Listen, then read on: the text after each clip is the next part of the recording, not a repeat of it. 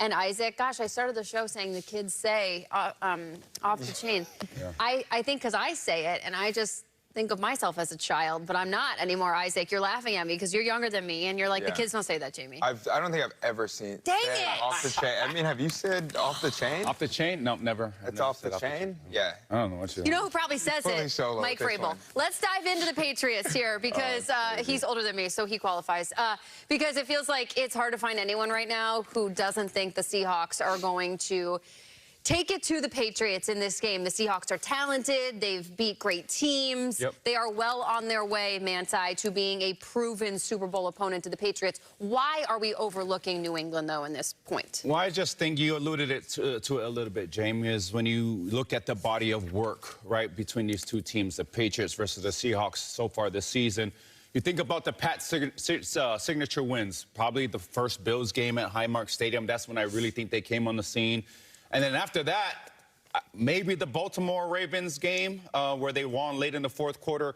And then you look at the Seattle Seahawks, the Jags win, the Houston win, all of the Rams games that they played, the Niners games where they shut out the Niners or really put a beating on them the last game of the season. And I look at it, and it reminds me of gymnastics a little bit. It's like it's the same event, right? Whether it's floor exercise or whatever exercise it is. Both have great execution scores. Just one has a different level of difficulty. Yep. And that's the Seattle Seahawks. Now, when you have a different level of fans or people look at this matchup, they look at a team that's been through a lot, but has stuck the landing every single time. So I would have to go to that, Isaac, as to why the Patriots may be being, quote-unquote, overlooked. Yeah, you sound like a true girl dad, by the way. Like, you know, stick the landing. My kids are in gymnastics. Yeah. Right? My kids are in. Also, in the month of the Olympics that are about to be upon us, like that becomes a gymnastics very easy conversation. Maybe more of a figure skating thing, but we hear you. But it's still stick the landing. Obviously. I need to lock in because I need to know more. But you're bringing up some good points. I look at this game and I'm like, I kind of feel like this is just a game of quarterbacks because defensively, these teams are evenly matched. They both have great special teams units. They have pieces around the quarterback that are really important. So then naturally, you have to look at the quarterback position and say, who do we think is going to play better? That's really what it comes down to. And I look at Sam Darnold, and I look at the way that he's ascending in these playoffs. I think about his last game. It was nearly perfect. And then I look at Drake Maye just throughout the playoffs, especially compared to his regular season. And I don't know that I have the same confidence in Drake Maye. I think the natural question to ask, and I said this before in this show, is who is Drake Maye in these situations? You know, you think about Tom Brady, the Patriot great. He was phenomenal when it came to postseason. It's like the light turned on even more than it was already on, and he became this phenomenal quarterback. Look at Drake Maye into a championship game. So I think a lot of people just have a question mark of who is Drake Maye in this situation? Manti's over. Did Manti have you had a little comeback on that? Well, I was just going to add, even to Isaac, your point that after the game in the CBS broadcast, Drake Maye is up there on the podium saying, like, I am going to play better. Like, I am going to play better. And it's like, Drake, you got 2 weeks now. Like, we're there. There is no other option now than to step up and play better. So it's a great point about where Darnold is at in terms of his level, but also Drake has an awareness for what he has to become. Well, you know, to support your point, Isaac, when you look at Drake Maye's performance last week in the AFC Championship, that was the worst game that he played statistically in his entire career, not just in a season, his entire career. Now, obviously, the weather elements are there, but I also think that when you put it into context, Drake Maye played the Texans, he played the Broncos, and he's about to play the Seattle Seahawks. Yeah. Those three teams are 1, 2, and 3 defense. He's not playing some defenses that are in the middle of the pack or late in the pack. He's playing teams, defensive units that get after the quarterback, they take away the football, and they put points on the board. And so I know that statistically he hasn't been the Drake Maye that we've been used to seeing throughout the first 17 weeks of the season.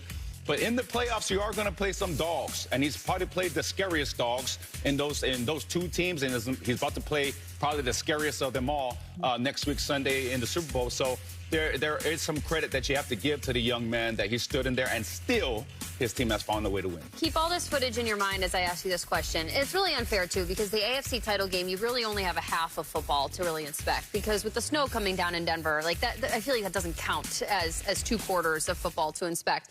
But I'll ask Isaac this question, and then I want to hear from Manti as well. There was the footage after the Texans game where Mike Vrabel is standing in the hallway, and he greets all of his players as he comes at him after wins. Well, his left guard in Will Campbell looks disappointed as all get out. And Vrabel's like, come on, we got this.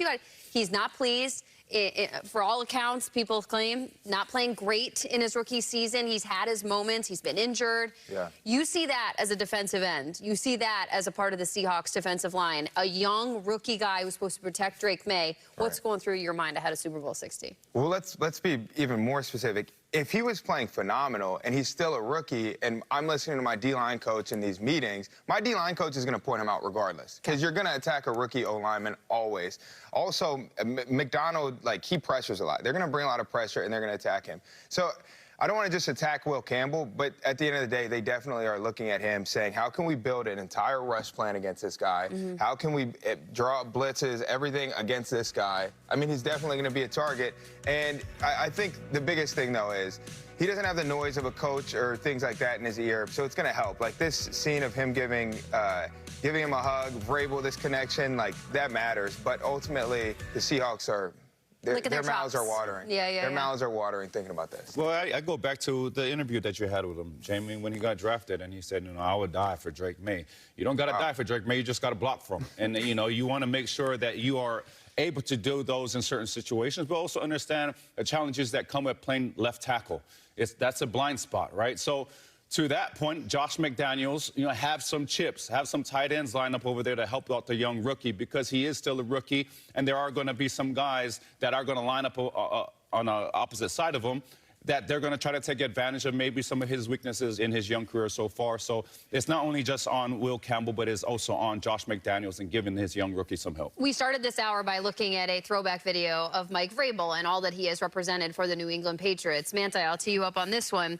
The last time the Patriots were this severe of an underdog in a Super Bowl, it was against a Rams team. The Kurt Warner, we know how that went, and Vrabel was on that team. So we may see another lesson plan put in place beyond just the Warriors and the bottles clinking, where Vrabel's able to say, listen, guys, I've been here, and look at what I was able to accomplish. Well, James, the last Super Bowl that these guys played in is the Seattle Seahawks and the Patriots. Yeah. The Pats are a one-point underdog, right? So it's not about who's the underdog and who's a favorite. We all know that being the best on paper, being the best statistically, does not win you football games. The best team that plays on Sunday will win this game, whether it's the Patriots or whether it's the Seahawks. You could have the most explosive weapons on your team, but if those weapons are duds that day, guess what? You're going to lose. And so that's the beauty of this game is whoever shows up, Drake Maye, Sam Darnold, Pats, Seahawks, whoever shows up is the best brand of football and plays mistake-free football, they'll win the game. All right, we're going to move on GMFB because, like I said, we got a lot of guests coming by. But Isaac Rochelle, if I ask you a jersey growing up in Georgia that you may have had as a child, what comes to mind firsthand? One and only Michael Vick. Oh! I mean, there's a million of them everywhere. It's all. I literally go to sleep when I think of a Michael Vick jersey. Well, you don't have to do that. You can be awake and you can be on the show because it's coming on GMFB next.